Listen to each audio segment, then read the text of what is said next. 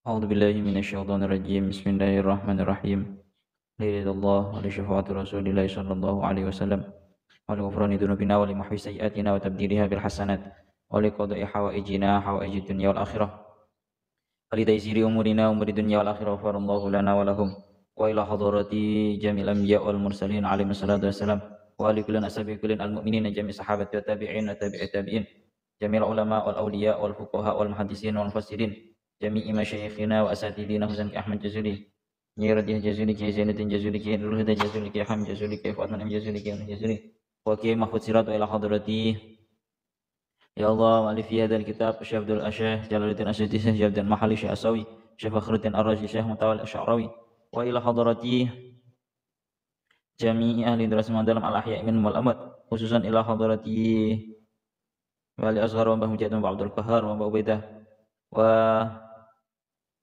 Mbah Dimyati wa Mbah Ubaidah wa Dimyati wa Mbah Hajir wa Mbah Mansur ila hadrati Habib Mas Abdullah Sulaiman Dzul Faqar wa Ahmad Hamad Abi Khatib Abu Khatimah wa Muhammad bin Ismail Jamil Jami' Amatina wa ila hadrati jami'i masyayikhina wa ustadina Hasan Ahmad Jazuli bin Radih Jazuli Kiai Zainuddin Jazuli Kiai Nur Huda Jazuli Kiai Hamim Jazuli Kiai Fatman M Jazuli Kiai Unis Jazuli Kiai Hawasirat ila hadrati jami' amwatina jami'il mu'minin wa nadghafarallahu lana wa lahumul Fatihah. أعوذ بالله من الشيطان الرجيم بسم الله الرحمن الرحيم الحمد لله رب العالمين الرحمن الرحيم مالك يوم الدين إياك نعبد وإياك نستعين اهدنا الصراط المستقيم صراط الذين أنعمت عليهم غير المغضوب عليهم ولا الضالين آمين أعوذ بالله من الشيطان الرجيم بسم الله الرحمن الرحيم قال المؤلف رحمه الله تعالى ونفعنا به وبعلومه وبأسراره في الدارين آمين يا رب العالمين قال الله تعالى في كتابه الكريم وأصدق القائلين أعوذ بالله من الشيطان الرجيم بسم الله الرحمن الرحيم ويجعلون لما لا يعلمون نصيبا مما رزقناهم الله لا تسألون عما كنتم تفترون ويجعلون يا الله يا ربي يا كريم ويجعلون أي المشركون لما لا يعلمون أنها تضر ولا تنفع وهي الأصنام nasiba mimma razaqnahum minal harsi wal an'am biqaulihim hadza lillahi wa hadza lisyurakaina. Di ayat ini kali ini membahas kelanjutan yang kemarin. Berupa ketika kemarin Allah Ta'ala telah menjelaskan betapa tidak benarnya ucapan-ucapannya orang-orang musyrik, maka salah satu bentuk daripada ucapan yang tidak tepat daripada orang-orang musyrik, orang-orang non-muslim adalah ini. Yakni wa yaj'aluna ayyul musyrikuna, orang-orang musyrik itu menjadikan lima la ya'lamuna, untuk berhala-berhala yang mereka anggap sebagai Tuhan mereka, yang mana mereka ini sama sekali tidak tahu, berhala-berhala ini sama sekali nggak tahu, nasibam mimma razaqnahum, mereka beri daripada sebagian apa-apa yang telah kami, yakni Allah berikan kepada mereka sebagai rizki, ayal harsi wal an'am, yakni daripada tanaman-tanaman dan juga hewan-hewan. Dengan ucapan mereka, hadzalillah, ini untuk Allah Ta'ala, dan wahadza lisyurakaina, ini untuk Tuhan-Tuhan sekutu kita. Ini bentuk sebuah sangat tidak benarnya ucapan orang-orang muslim adalah salah satunya ini. Ya, orang-orang musyrik itu mengucapkan alladzina yakfuruna, orang-orang yang kufur terhadap Allah Ta'ala, dan mereka itu menjadikan berhala sebagai Tuhan-Tuhan sekutu bagi mereka. Mereka itu menjadikan daripada apa yang telah Allah rizkikan terhadap mereka jatah untuk Tuhan sekutu.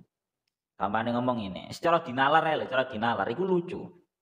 Orang-orang non muslim, yakni para musyrikun, itu dikei rezeki kalian Gusti Allah berupa hasil panen, ya kan?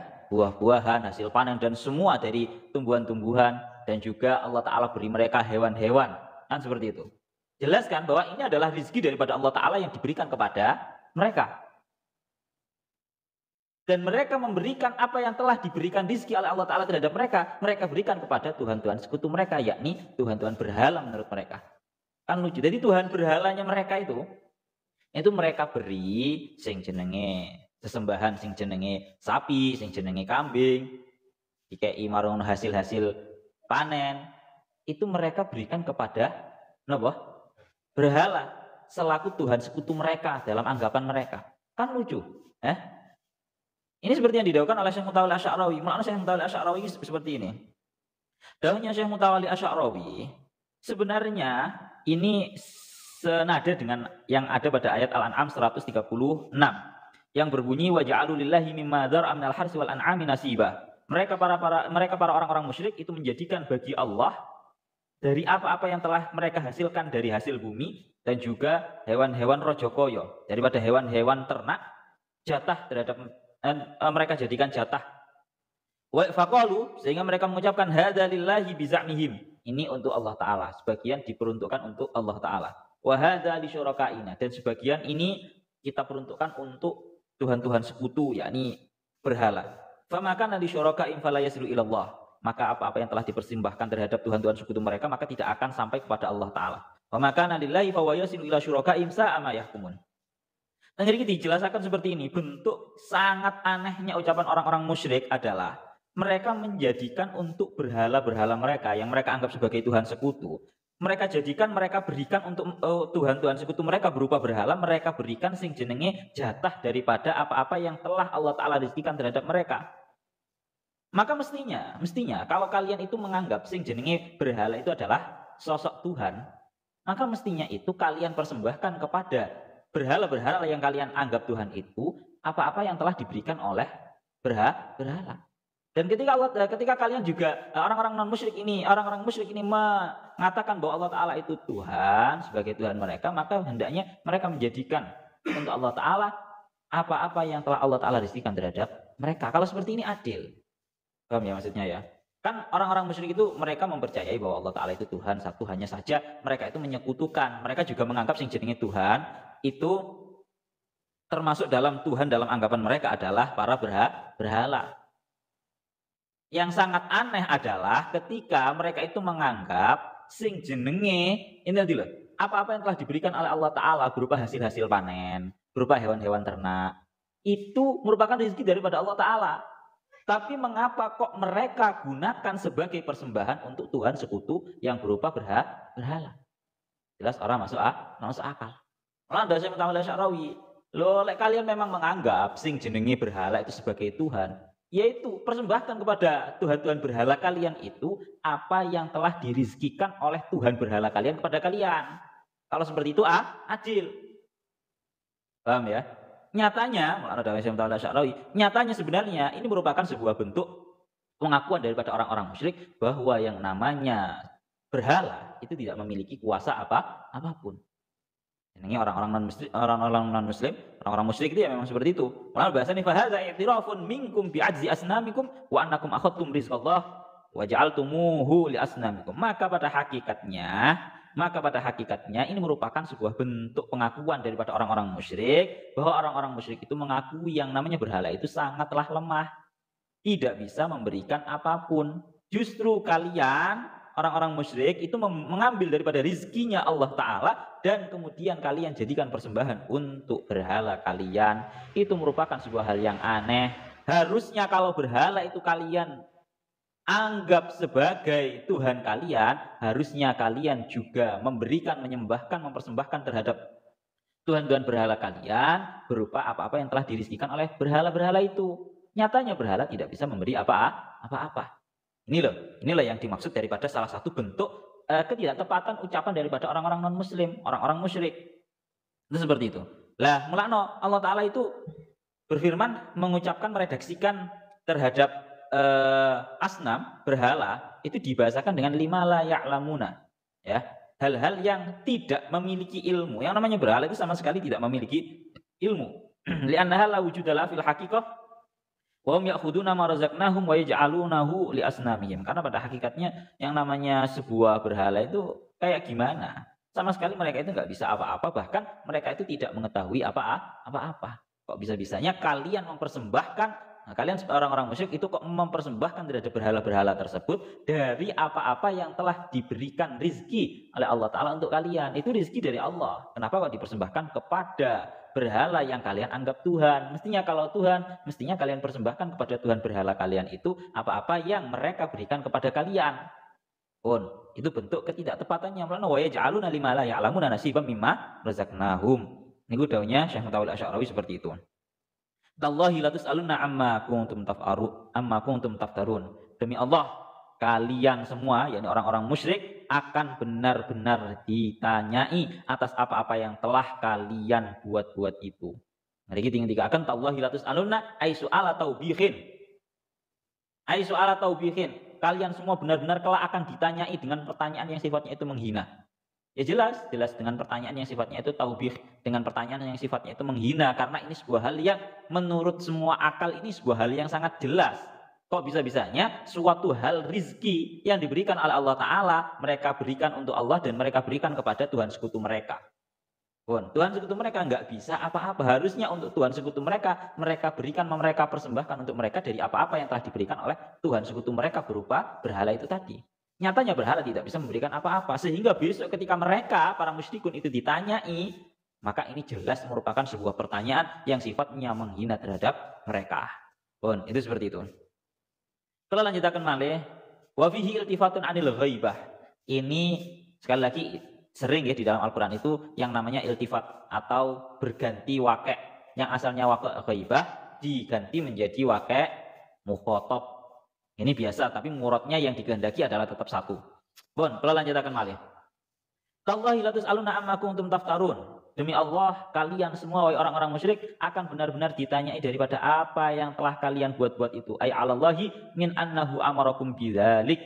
Yakni daripada apa yang telah kalian buat-buat itu atas Allah Ta'ala. Berupa mereka itu berkata bahwa mempersembahkan sebagian rizki untuk berhala itu merupakan perintah Allah. Ini merupakan sebuah kebohongan yang mengatasnamakan Allah Ta'ala. Maka ini besok benar-benar akan ditanyakan terhadap mereka, para musyrikun.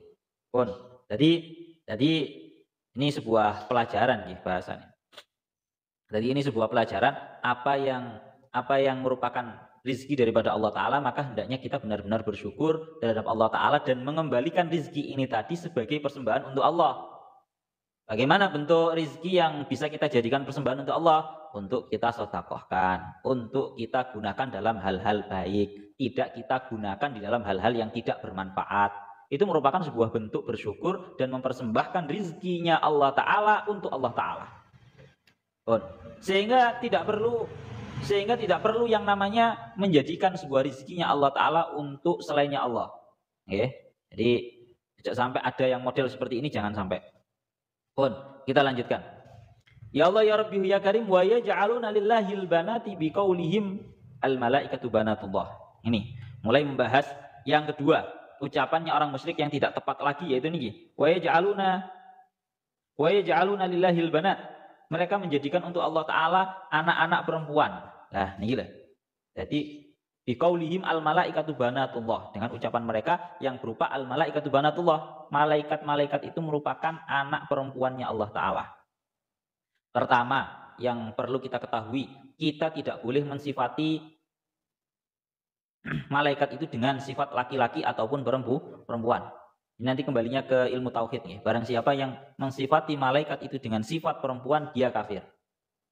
Jadi, para malaikat itu tidak bisa disifati dengan sifat laki-laki ataupun sifat perempuan. Kita kembali lagi kepada ucapannya orang musyrik ini. Mereka mengatakan bahwa para malaikat itu adalah anak-anak perempuannya Allah Ta'ala. Subhanahu ay tangzihan lahu amma za'amu. Maha suci Allah dari segala hal yang mereka tuduhkan, mereka anggap dan mereka tuduhkan terhadap Allah Ta'ala. Dawuhnya Syekh Mutawalli Asy'arawi, beliau itu dawuh, pokoknya nang jerone Al-Qur'an, kalau kita dengar kalimat subhanahu, maka ini merupakan sebuah bentuk pensucian terhadap Allah Ta'ala daripada hal-hal yang tidak patut daripada Allah Ta'ala. Jadi ini kaidah dasarnya seperti itu.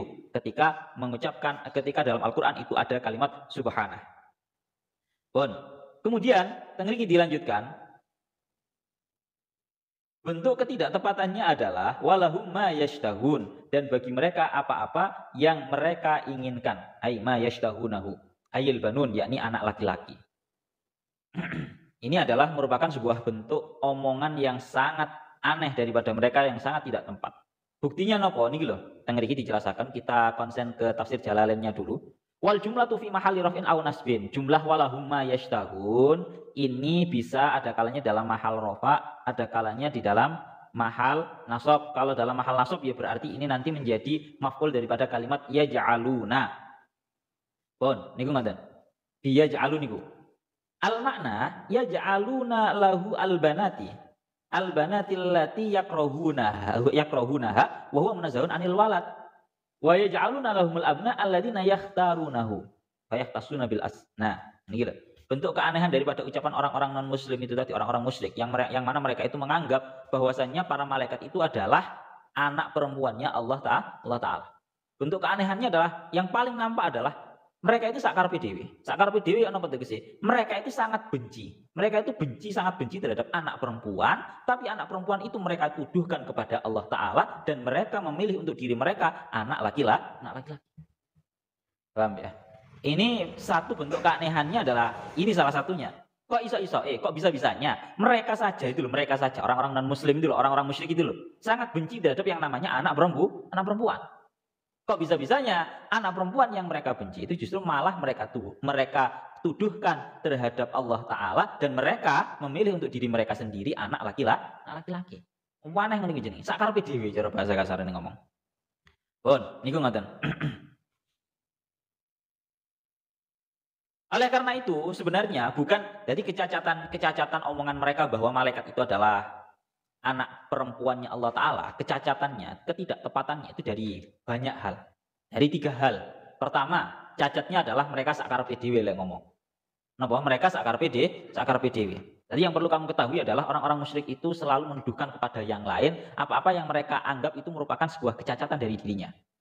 Ya samalah dengan ini, dengan tuduhan mereka terhadap agama Islam. Mereka menuduhkan bahwa agama Islam ini adalah agama yang penuh dengan kekerasan.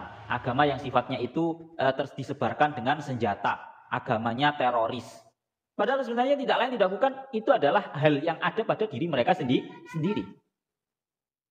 Makanya kalau kita belajar dari yang namanya ini tadi, mereka menganggap bahwa para malaikat, mereka menuduhkan, mereka para musyrikin itu menuduhkan kepada Allah Ta'ala bahwa Allah Ta'ala itu memiliki anak perempuan, itu jadi sangat aneh sekali, sakarepe dhewe. Apa yang merupakan sebuah hal yang mereka benci, justru malah mereka tuduhkan kepada Allah Ta'ala. Mereka memilih untuk diri mereka apa-apa yang mereka senang, yaitu berupa anak laki-laki. Satu, itu dari segi itunya tok saja wes gak tepat. Yang nomor 2, dan ini seperti yang didawahkan oleh Syekh Mutawil Asy'arawi, mereka menjadikan dan menuduhkan bahwa Allah Ta'ala itu memiliki anak perempuan, itu ada 2 kecacatan. Ada 2 kecacatan. Yang pertama, mereka menisbatkan terhadap Allah Ta'ala anak. Andaikan yang mereka nisbatkan itu laki-laki, itu saja tidak tepat. Maha suci Allah Ta'ala dari yang namanya anak. Maka ini namanya sebuah kebohongan atas nama Allah Ta'ala. Paham ya? Jadi mereka jangankan anak perempuan. Anak laki-laki, kalau mereka nisbatkan terhadap Allah Ta'ala, bahwa Allah Ta'ala itu memiliki anak laki-laki, ini merupakan sebuah kebohongan. Itu sebuah aib, sebuah ketidaktepatan dalam ucapan mereka. Satu, Maha suci Allah Ta'ala dari anak sekalipun itu laki-laki. Yang nomor 2, kecacatannya adalah, tengeri dawahkan, mereka memilih untuk Allah Ta'ala sebuah macam yang paling rendah, kasta yang paling rendah menurut anggapan mereka. Kan mereka memiliki anggapan bahwa antara kasta laki-laki dan perempuan itu masih mulia laki-laki. Dan perempuan adalah kasta yang paling terendah. Dan sama sekali tidak ada satupun yang mengucapkan bahwa seorang perempuan itu merupakan kasta yang terendah.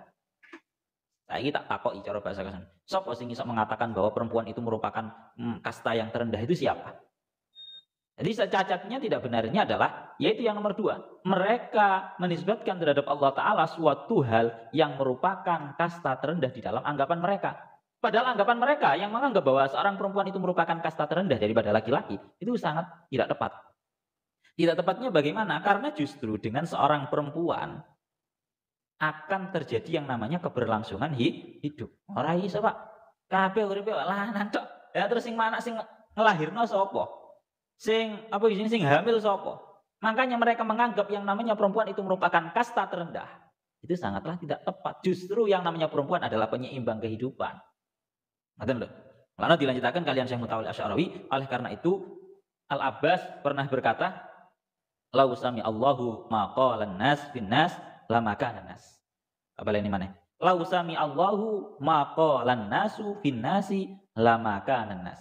Andaikan Allah Ta'ala itu mengijabahi, mengiyakan terhadap ucapannya para manusia, niscaya manusia tidak akan pernah wujud. Artinya nopo? Andaikan Allah Ta'ala itu mengiyakan, mengijabahi karena kesukaan bentuk manusia, bahwa sebenarnya mereka itu tidak menghendaki terhadap anak perempuan, kemudian Allah Ta'ala mengijabahi, ya, sehingga mereka cuma dikasih anak laki-laki, Apa kira-kira yang akan terjadi? Yang akan terjadi adalah akan habis yang namanya sebuah keturunan. Justru model yang seperti ini merupakan sebuah keinginan yang sangat melenceng, matlabun hobiyun, keinginan yang melenceng. Maka sesungguhnya anak perempuan itu adalah sosok yang bisa melahirkan seorang anak, dan dengan hal itu akan terus menjadi keberlangsungan hidup. Wes, jadi seperti itu. Jadi ikhmang loh ya bahasanya. Lau sami Allahu ma qalan nasu fin nasi lama kana nas. Gusti Allah iki mengijabahi, mengiyakan, meng-ACC terhadap semua keinginan manusia, niscaya tidak akan terjadi, tidak akan ditemukan yang namanya manusia. Kabeh menungso kepinginane duwe anak lanang, gak kepingin duwe anak wedok. Apa kira-kira yang akan terjadi? Yang terjadi adalah akan putus yang namanya keturunan. Tidak akan ada keberlangsungan hidup yang selanjutnya. Tidak ada generasi, tidak akan terlahir yang namanya generasi-generasi yang melanjutkan. Paham ya? Maka permintaan manusia berupa mereka itu cuma pengen sama yang namanya anak laki-laki tok, itu merupakan sebuah matlabun hobi, merupakan sebuah permintaan yang sangat melenceng, permintaan yang, ya bahasa kasaran ngomong ya, permintaan yang tolol, ya. Pun bahasanya beliau seperti itu. Subhanahu maha suci Allah Ta'ala dari apa-apa yang mereka tuduhkan terhadap Allah Ta'ala. Mulano bahasanya beliau Syekh Mutawalli Asy'arawi, maha suci Allah Ta'ala daripada apa yang mereka tuduhkan, berupa mereka menganggap bahwa seorang anak perempuan itu merupakan kasta terendah daripada dua macam, yakni laki-laki dan perempuan. Dan Allah Ta'ala telah berkata di dalam ayat yang selanjutnya, wa idza busyira ahadum bil unsa dalla wajhuhu muswaddan wa huwa kadhim yatawara minal qaumi min su'i ma busyira bih. Ketika ada salah satu daripada golongannya orang musyrik itu diberi kabar gembira bahwa mereka itu punya anak perempuan, niscaya wajahnya berubah menjadi menghitam. Dalam keadaan mereka itu seolah-olah menyimpan sesuatu. Wong lek ngamuk, lek wis gak terima itu wajahnya jadi wajahnya menghitam. Ya tawarum minal qaumi min su'i ma busyira bihi. Mereka itu merahasiakan, mereka itu bersembunyi daripada kaumnya karena buruknya kabar yang telah diberikan kepada dia. Ya, gara-gara duwe anak wedok, akhirnya mereka itu bersembunyi dari kaumnya. Isin, duwe anak wedok itu isin, golongannya orang-orang musyrik. Oleh karena itu Allah Ta'ala itu berkata tentang perihal hal ini, lillahi mulkus samawati wal ard. Bagi Allah Ta'ala kerajaan seluruh langit dan bumi, yakhluqu ma yasha. Allah Ta'ala itu menciptakan apa yang Allah Ta'ala kehendaki. Wa yahabu liman yasha'u inasa. Allah Ta'ala akan memberikan kepada orang yang Allah Ta'ala kehendaki anak perempuan. Wa yahabu liman yasha'u dzukur. Ya, dan Allah Ta'ala akan memberikan kepada orang-orang yang Allah Ta'ala kehendaki anak-anak laki-laki. Au yuzawijum dzukrana wa inasa, atau menikahkan mereka dalam keadaan laki-laki dan perempuan. Wa yaj'alu may yasha'u aqima. Dan sebagian Allah Ta'ala jadikan, sebagian orang yang Allah Ta'ala kehendaki, Allah Ta'ala jadikan sebagai orang yang mandul. Orang yang tidak bisa memiliki keturunan. Ini agak sedikit ada intermezzo daripada beliau, pembahasan lain sedikit. Beliau itu berkata seperti ini, maka awaluma bada'al haqqu subhanahu bada'abil inas. Jelas. Allah Ta'ala dalam ayat ini tadi, yang Allah Ta'ala sebut terlebih dahulu adalah justru perempuan. Awajak namanya ayatnya. Lillahi mulku samawati wal ardi yakhluqu ma yasha'u yahabu liman yasha'u inasa wa yahabu liman yasha'u dzukur. Jadi yang disebutkan terlebih dahulu dalam ayat ini adalah perempuan. Kaidah besarnya adalah seperti ini. Di dalam ayat Al-Qur'an tidaklah disebut terlebih dahulu kecuali ada suatu hal yang hebat di dalamnya. Tidaklah disebut terlebih dahulu kecuali ada suatu rahasia di dalamnya. Banyak dalam ayat-ayat Al-Qur'an yang seperti itu. Ya Allah ya Rabbi ya Karim. Pun ya. Jadi pertama dalam ayat ini justru Allah Ta'ala itu menyebutkan yang namanya perempuan. Dilanjutkan lagi, kemudian Allah Ta'ala memberikan beberapa bentuk daripada ciptaan-ciptaannya, yakni laki-laki, perempuan, perempuan saja, laki-laki saja, atau laki-laki dan perempuan. Akiman, namun juga ada bentuk lagi satu yang berupa apa? Ada orang yang sifatnya itu mandul. Jadi kadang wongku anak iku mek wedok tok. Berarti kan modelnya wong itu dalam urusan anak itu ada 4 model. Pertama, ono sing wongku modelnya anaknya lanang tok. Ya, kados anaknya Nyai ini kan lanang tok, telu lanang tok. Itu dulurmu lanang tok to? Lanang tok satu, model satu. Model kedua wedok tok. Ono keluargane anune piul lho, bojone piul ya. Wedok tok. Marang ngono model ketiga campur, ya ono lanang ya ono wedok. Terakhir akimah, yaitu mandul. Maka di sini Allah Taala di sini Syekh Mutawalli Asy'arawi mengingatkan, oleh karena itu perlu kita ketahui bahwa sesungguhnya hibatullah, pemberiannya Allah Taala itu memang ada 4 model. Yang 4 model itu tadi, anak kabeh lanang, anak kabeh wedok, atau campur lanang wedok, atau bahkan mandul pun ini termasuk daripada hibatullah, termasuk daripada pemberiannya Allah Taala. Beliau sangat ingin menegaskan, oleh karena itu yang namanya sifat mandul itu merupakan sebuah pemberian daripada Allah Ta'ala karena adanya sebuah hikmah yang Allah Ta'ala kehendaki. Maha suci Allah. Akan tetapi anggapan yang ada di dalam para manusia itu tidak menganggap yang namanya mandul itu sebuah pemberian daripada Allah Ta'ala. Justru mereka itu menganggap yang namanya mandul itu merupakan sebuah siksa, merupakan sebuah hal yang tidak baik, menganggap itu merupakan tindakan marah daripada Allah Ta'ala. Ya kan? Yang ada dalam masyarakat ini kan menganggap bahwa sing jenenge mandul itu merupakan sebuah hal yang nggak ada baik-baiknya pokoknya. Cara bahasa Jawa ini mandul itu kan gabuk. Lah ana wong wedok iku gabuk, gak iso duwe anak. Biasanya diilok-ilokno wong. Wong wedok gabuk iki piye? Maka sesungguhnya perlu kita ketahui sifat mandul, sifat gabuk. Ya biasanya gabuk ya. Itu juga merupakan sebuah pemberian daripada Allah Ta'ala. Jangan dianggap itu merupakan sebuah hal yang tidak baik. Karena apa? Kenapa kok seperti itu? Dawuhnya Syekh Mutawalli Asy'arawi, beliau berkata, kenapa kok harus ada yang menganggap bahwa yang namanya sifat mandul itu merupakan sebuah siksa, menganggap bahwa yang namanya mandul itu sebuah bala? Maka perlu kita ketahui bahwa sesungguhnya andaikan terkadang seseorang itu diberikan yang namanya anak, terkadang anak ini ja'akon, datang dalam keadaan durhaka terhadap orang tua. Seperti halnya anak yang menjadi fitnah bagi kedua orang tuanya dan mengajak kepada kedua orang tuanya kepada kekufuran, yakni yang ada dalam ceritanya Nabi Musa dan juga Nabi Khadir. Ya, fa'talaqaw hatta idza laqiya ghulaman faqatalahu qala aqatalta nafsan zakiyatan bighairi nafsin laqad ji'ta syai'an nukra. Waqat al-Khadir, Nabi Khadir memberikan alasan, wa amal gulamu fakana abawahu mu'minaini fakhashina ayyurhiqahuma tughyana wa kufra faradna ayyubdilahuma rabbuhuma khairan minhu zakata wa aqraba rahmah. Yes. Jadi justru hikmahnya adalah dalam permasalahan mandul ini ya. Seperti yang dilakukan oleh Syekh Mutawalli Asy'arawi, jangan pernah dianggap ini merupakan sebuah tindakan, merupakan sebuah siksa dan merupakan anggapan bahwa ini merupakan sebuah bala. Jangan sampai seperti itu. Karena terkadang kita tinggal diberikan, karena terkadang orang itu justru diberikan yang namanya anak, dalam keadaan justru malah anaknya itu terlahir nanti menjadi orang yang durhaka kepada orang tua. Ini piye? Maka andaikan orang yang mandul itu ridho terhadap apa yang telah diberikan oleh Allah Ta'ala berupa pemberian sifat mandul itu tadi, dan dia bisa menganggap bahwa mandulnya itu merupakan sebuah pemberian daripada Allah Ta'ala dan dia ridho, niscaya dia akan melihat setiap anak yang ada di semesta alam ini akan mereka anggap sebagai anaknya dia, tanpa kesulitan untuk mengandung, melahirkan dan mendidik mereka.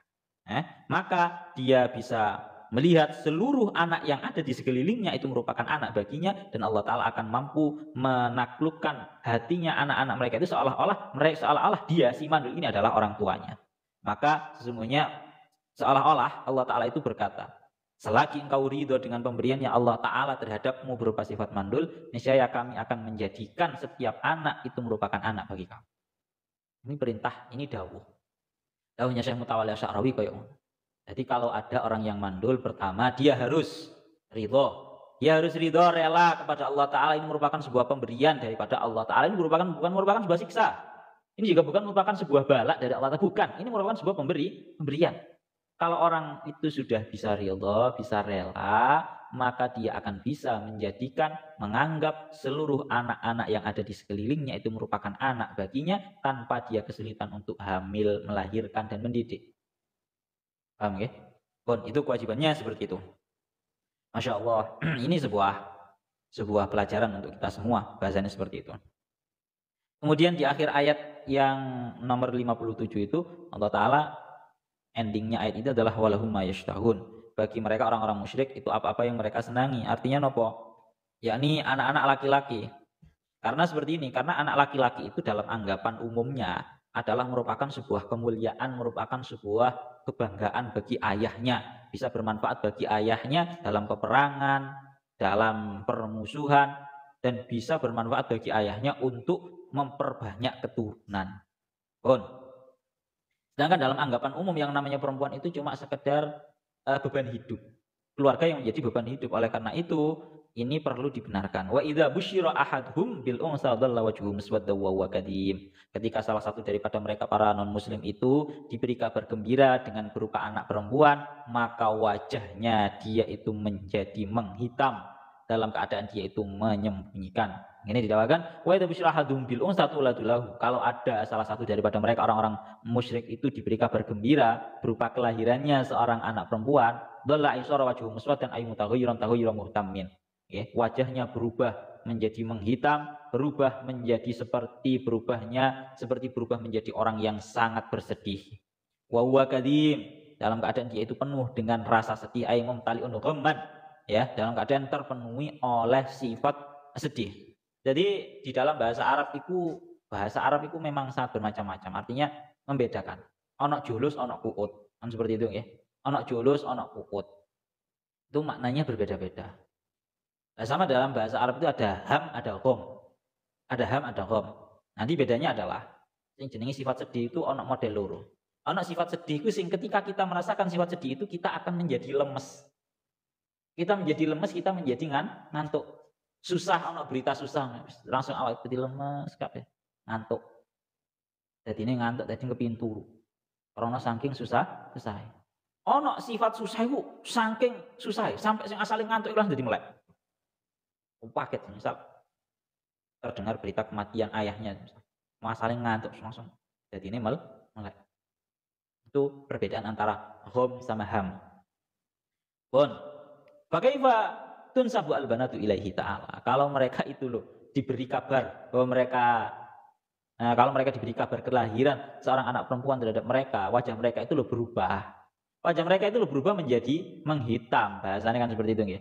Berubah seperti orang yang sangat sedih. Lalu kenapa justru malah mereka nisbatkan hal tersebut terhadap Allah Ta'ala. Ya tawar ayah tafi minal qaum ay qaumihi, sembunyi daripada kaumnya. Dengan awet itu akhirnya gak gelem metu, gak gelem nongkrong, gak gelem ketemu, sembunyi dia. Minsu ima busyira bihi, karena jeleknya sebuah hal yang diberi kabar kepada mereka. Khaufan minat ta'yir. Karena mereka itu sangat takut terhadap sebuah bulian. Wedi ngelek kumpul ambek kanca-kancane akhirnya dibuli. Mutaradidan fi ma yaf'al, mereka bingung terhadap apa yang mereka lakukan. Pun niki wis jam sak menten. Niki dibahas menjing mawon. Wa idza busyira hadum bil unsa dalla wajhu muswadda wa kadhim ila huna wallahu a'lam bissawab.